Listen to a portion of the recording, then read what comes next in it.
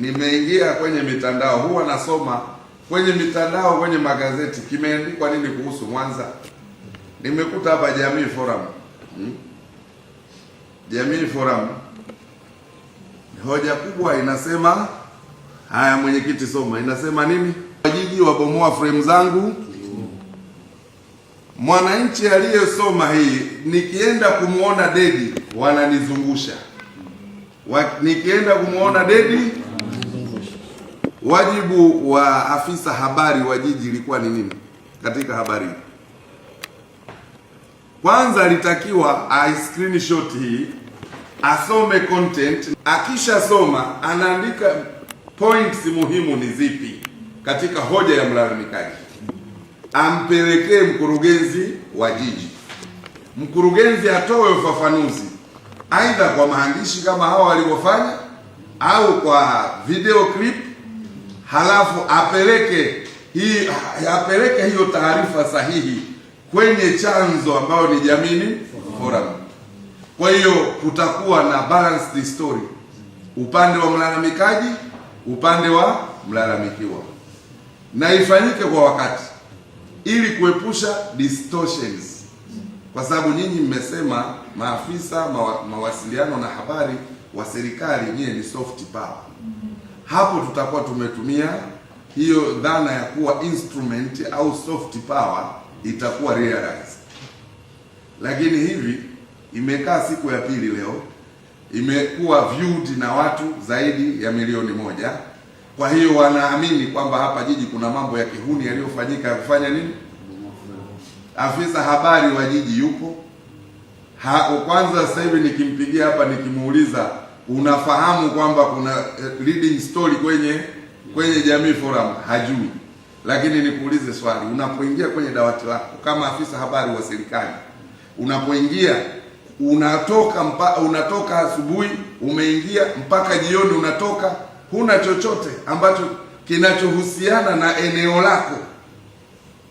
Lakini kwenye mitandao huko mambo mengi yanayohusiana na eneo lako.